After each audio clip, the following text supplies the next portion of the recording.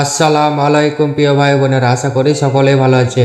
সঞ্চয় নয়, দান করুন। এটি এক আল্লাহর অলির জীবনের ছোট্ট ঘটনা।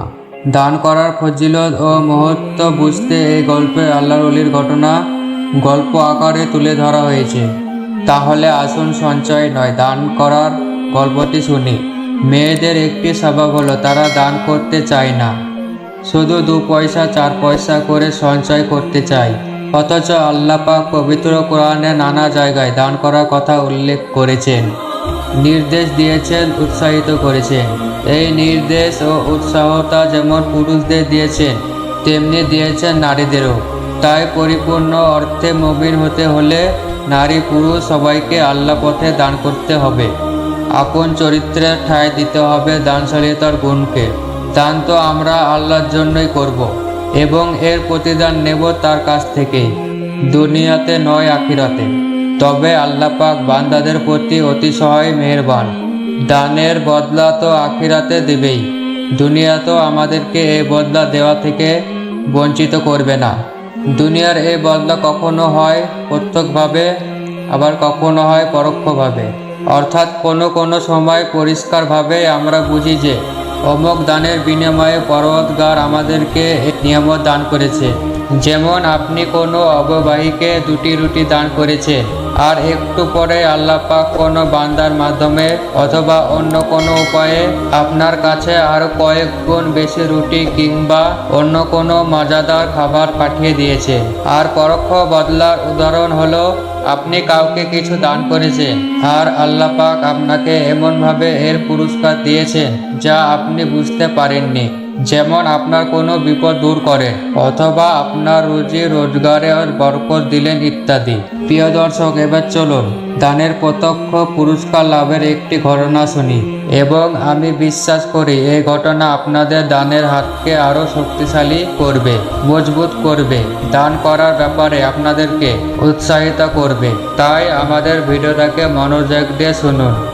এক আল্লাহর অলির ঘটনা। একদা তার স্ত্রী রুটি বানানোর উদ্দেশ্য আটার খামিরা তৈরি করলেন। এমন সময় তার মনে হলো, আরে ঘরে তো আগুন নেই, আগুন জ্বালানোর কোনো ব্যবস্থাও নেই। তাই স্বামীকে বললেন, আপনি খামিরার দিকে খেয়াল রাখুন, আমি পাশের ওই প্রতিবেশীর ঘর থেকে আগুন নিয়ে আসি। বুজুর্গ লোক বললেন, ঠিক আছে যাও। স্ত্রী আগুন আনতে গেল। এ সময় ঘরের দরজায় এসে এক ফকির হাঁক ছাড়ল, বলল, মা গো, আমাকে কিছু খাবার দিন। ঘরে তখন খামিরা করা সামান্য আটা ছাড়া আর কিছুই ছিল না। তাই এটাকে তিনি ফকিরের হাতে তুলে দিলেন।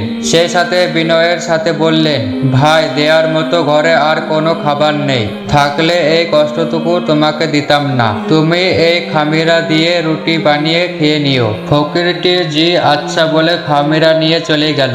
কয়েক মিনিট পর স্ত্রী আগুন নিয়ে ফিরে এলো। তারপর আটার খামিরা দেখতে না পেয়ে স্বামীকে জিজ্ঞাসা করলো, খামিরা কোথায়? স্বামী বললেন, এক বন্ধু এসেছিল, তাকে রুটি তৈরির জন্য দিয়ে দিয়েছি।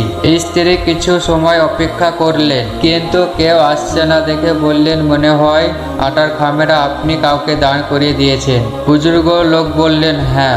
স্ত্রী বললেন, আরে আল্লাহর বান্দা, অন্তত একটি রুটি বানানো যায়, এই পরিমাণ আটা রেখে দিলেও তো দুজনে ভাগ করে খেয়ে নিতে পারতাম। বুজুর্গ বললেন, আমি খুবই ভালো বান্দাকে দিয়েছি, চিন্তা করো না। স্ত্রী বললেন, বুঝলাম না। তার স্বামী বলল, না বোঝার কি আছে এখানে। তার স্বামী বলল, আমি এমন এক বন্ধুকে দিয়েছি যিনি কেবল নিতে জানে না, দিতেও জানে। শুধু দিতে জানেন বলে ভুল হবে, বরং বলতে হবে তিনি আরো উত্তম রূপে দিতে জানেন। এবার তো ব্যাপারটিকে আরো জটিল করে বললেন, থাক থাক, এমন আর আমার কিছুই বলা দরকার নেই, একটু অপেক্ষা করো, তবে সবকিছু স্পষ্ট রূপে বুঝতে পারবে। কিছুক্ষণ পরে দরজায় আওয়াজ শোনা গেল।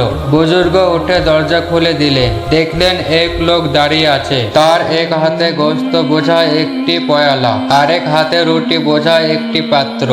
লোকটি বলল, অমুক বান্দা আপনাকে এগুলো হাদিয়া দিয়েছেন, মেহরবানি করে কবুল করুন। বুজুর্গ রুটি ও গোশত নিয়ে হাসি মুখে ভিতরে এলেন। তারপর স্ত্রীকে লক্ষ্য করে বললেন, আমি তো আমার বন্ধুকে শুধু আটার খামিরা দিয়েছিলাম, আর আমার বন্ধু এতই ভালো ও দয়ালু যে তিনি রুটি তৈরি করে তার সাথে গোশত রান্না করে পাঠিয়ে দিয়েছেন। প্রিয় দর্শক, মূলত আল্লাহ রাস্তা দান করা বিষয়টি এমনই। তাই আমি আপনাদের বলবো, আমাদের কাজ সঞ্চয় করা নয়, বরং আমাদের কাজ হলো সঞ্চয় করে দান করা। অতএব আমরা নিজেরাও দান করব, সন্তানদেরকেও আল্লাহর নামে দান করতে শেখাবো। সে সাথে এই কথা অবশ্যই শেখাবো যে এই পয়সা অবশ্যই একদিন আল্লাহ তাআলা আমাদেরকে ফিরিয়ে দিবে। ছোট ছোট ছেলে মেয়েদেরকে দান করতে অভ্যস্ত করার জন্য তাদের হাতে কিছু টাকা তুলে দিয়ে বলবো, অমুক গরিবকে দিয়ে এসো। এখানে প্রসঙ্গক্রমে আরেকটি কথা বলতে হচ্ছে। কথাটি হলো, আজকাল অনেক মেয়েকে সাধারণ দান তো দূরের কথা, অলংকারের দ্বারা জাকাত দিতেও অবহেলা করতে দেখা যায়। অথচ তারা ভেবে দেখে না যে জাকাত না দেওয়ার কারণে এই অলংকারে একদা আগুন হয়ে তাকে দুর্গন্ধ করবে। তাই মা বোনেদের বলছি, আপনারা এই ব্যাপারে সতর্ক হন। প্রতিটি বছর হিসাব করে অলংকারের জাকাত দিন। নিজস্ব টাকা পয়সা ইত্যাদি থাকলে সেগুলোর জাকাত দিতেও ভুলে যাবেন না। হে মাওলাই করিম, তুমি আমাদেরকে এমন অবস্থা দুনিয়া থেকে বিদায় নেওয়ার তৌফিক দাও যে অবস্থায় কারো কোনো হক আদায় করার আমাদের বাকি থাকবে না, না আল্লাহর হক না বান্দার হক। আমিন। প্রিয় ভাই ও বোনেরা, এই ধরনের ভিডিও পেতে আমাদের চ্যানেলটাকে সাবস্ক্রাইব করবেন। ইসলামিক ভিডিও, কিয়ামতের আলামত, নবীদের ঘটনা, ইসলামিক ইতিহাস এবং আরও অন্য ভিডিও পেতে আমাদের চ্যানেলটাকে সাবস্ক্রাইব করুন। আর কমেন্টে লিখে যাবেন আমাদের ভিডিওটি কেমন হয়েছে। আমিন।